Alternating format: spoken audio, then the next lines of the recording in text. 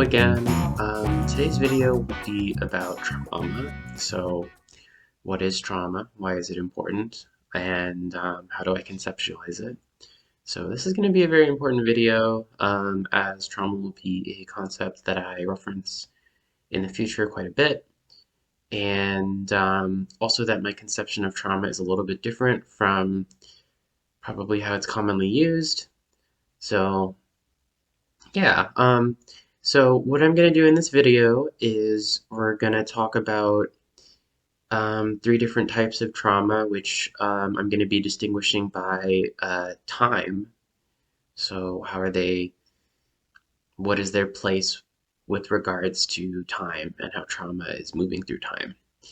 Then we're going to be looking at some of the effects of, you know, like adaptive behaviors that you can pick up as a consequence of trauma and how over time those behaviors become less adaptive and can then be um, leading to negative consequences in your life. So things you might say, oh, I see myself in this. I wasn't aware this is coming from trauma. So we're going to be talking about those things um, in a non-judgmental way. And then at the end, we'll be talking about the influence of society on this stuff, which is important. Um, so yeah. Um, okay, so first, why trauma? Well, trauma is pervasive. It's everywhere when you know what to look for, and it has huge impacts on all of us, on our relationships, on our political ideologies, on our ability to survive. So one thing I'll say at the beginning about trauma is something that moves through systems, and it's a way of naming the influence of big factors on individual people. So the way that you or I might have such and such things in common, or we might have things that are different, but I might have this specific trauma, something that happened in my life that maybe didn't happen in your life, or vice versa. And that trauma is a way of like naming and identifying the things that have happened to you. So when we think trauma, I want us to think things that have happened to you, and then what are the outcomes of those things that have happened to you. Um, okay, so three different types of trauma based on time and how they move through time are trauma from a singular event, intergenerational trauma, and complex trauma. So first we'll start with trauma as a singular event. Um, so that's part of the reason I bring this one up first is it's commonly what people understand trauma to be. Like, oh, you had this and that's a trauma. This tends to be easier for us to grasp or conceptualize. Say, oh, this was a terrible thing. I can see why this might be traumatizing. Um, but it's actually not the event itself um, which determines if there's trauma, how much trauma. And I'm gonna like put a caveat of like this I can't say that this applies 100% in all situations. But the point I'm trying to make is that it's less about the event itself, and it's much more about um, the reaction to the event that you have, and that your support systems have, and that the world has. And it's much more about like what happens next than it is about what was the event itself. So I'm going to give you an example. Let's say that you are involved in a horrible car crash. Now, of course, that's a pretty terrible thing to happen. I think we can all agree on that.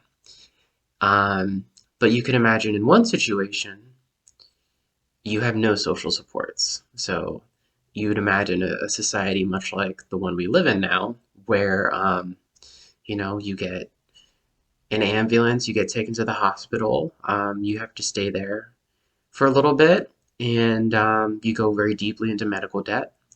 You're unable to afford repairs to your car. You might lose your job. Um, your support people might show up for you that day, that evening, that afternoon, but Financially, they're not able to take a lot of time off work. You might have to leave the hospital early because you can't pay for your continued treatment, or you're, worried about the debt you're going into for that treatment. You might lose your job. I don't know if I said that already. Um, yeah, you can imagine how abandoned you might feel, how you are so much more harmed by the lack of support when the initial physical injury, the lack of feeling of safety that you get from driving, that's enough to deal with on its own. But then you also have to deal with not having any support to deal with that stuff. So that really just multiplies how traumatic the initial event was. So that's our initial situation. It's pretty bad, huh? Um, in comparison, imagine a sort of radically different society in which, you know, um, one, you might say, we're not reliant on cars, so maybe you weren't even driving a car, but let's say you were. Um, so, in the event of a crash, let's say that the government is subsidizing car repairs. Why not? Let's say healthcare is free at the point of service, meaning that we as a society decide everyone has a right to life, and so, we are going to collectively pay for the ability for everyone to get the medical treatments that they need. So you go to the hospital. You have a great policy at work. You have as much time off as you need, paid. Um, People, send you cards. Your entire work community really shows up and tries to support you. And they say, don't come back. We don't want you to come back before you feel ready to come back.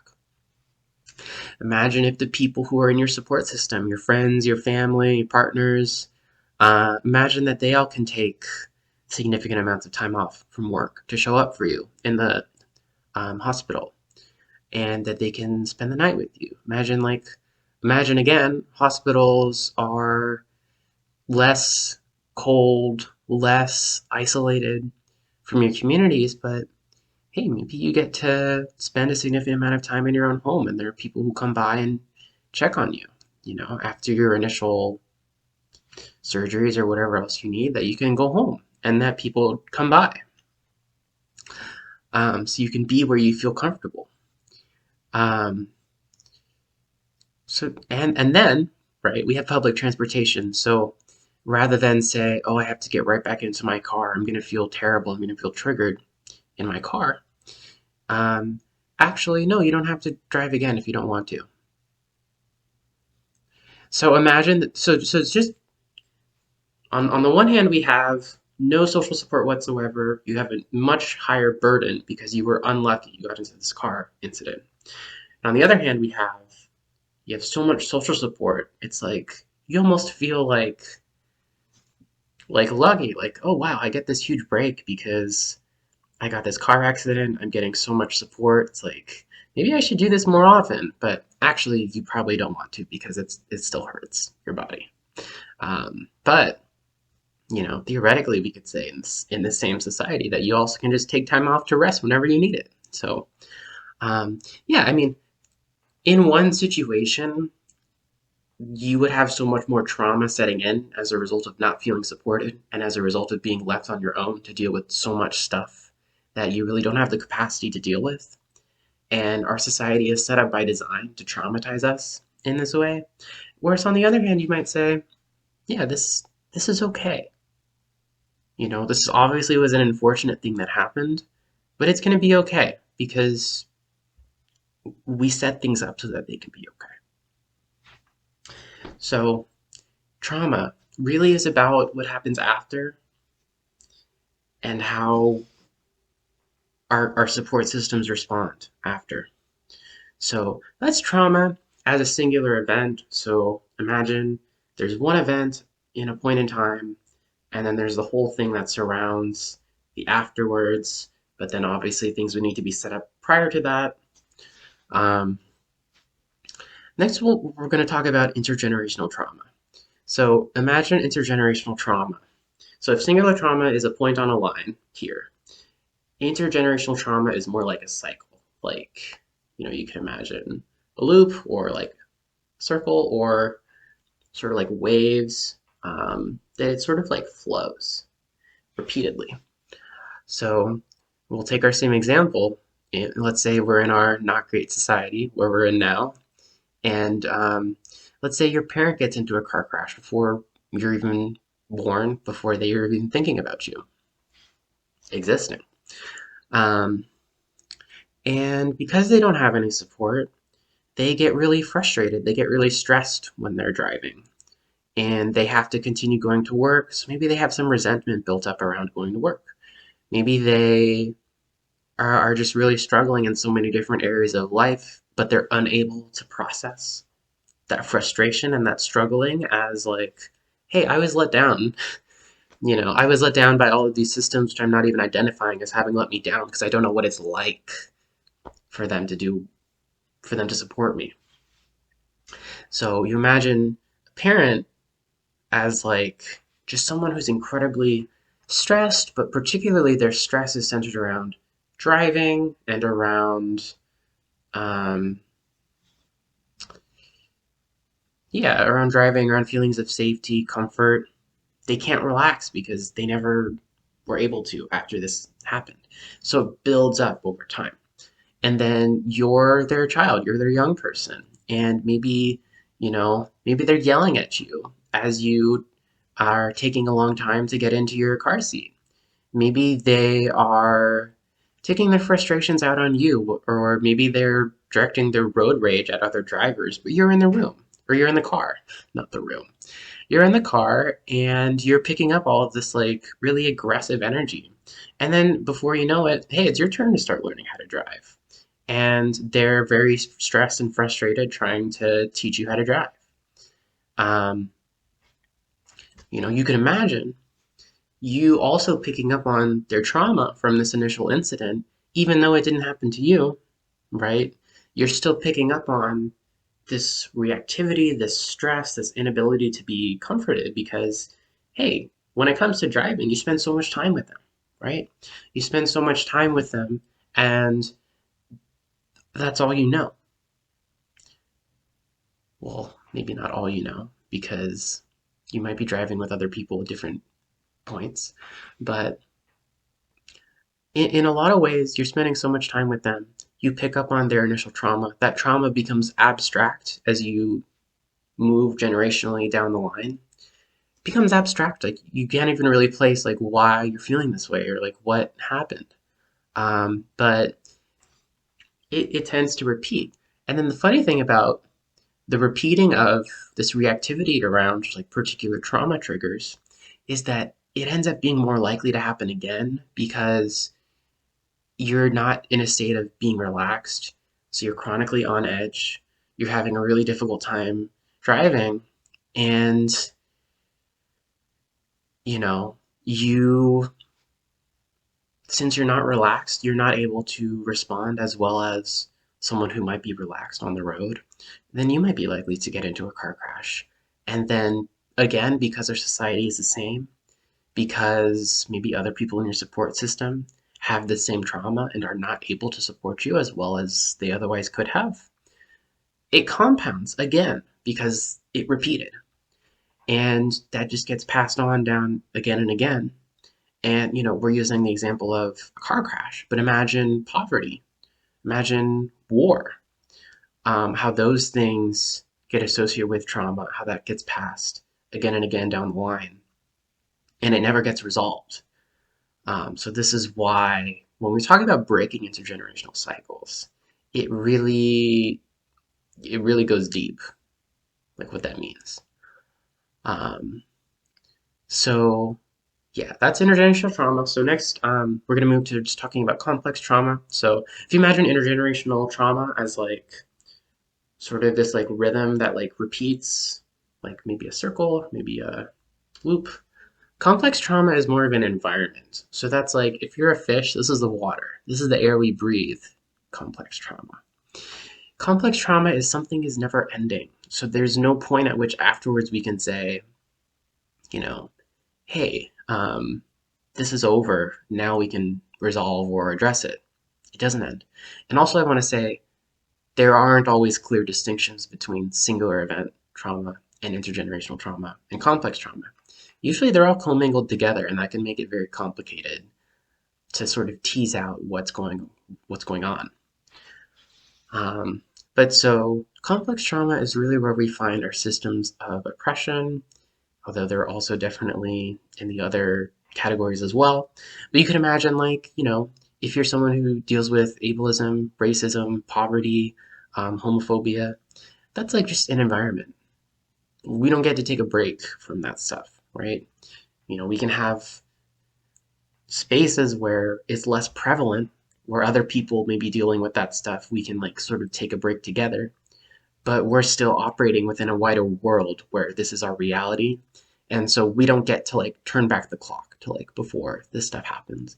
Like we're having our conversations and we're still influenced by this stuff because it's our reality. So the difficult thing about trauma, and people like therapists and mental health workers will tell you this, it helps to heal from trauma for the thing to be over. So you can resolve what happened, so you can relax. It's very difficult to heal from trauma if you're in a state of being tense and stressed about like what's happening or the reaction to what's happening or the environment you're in. So it really helps for something to be over. So then you can sort of calm down, take a breather, rest, grieve, be in community, and heal from that trauma.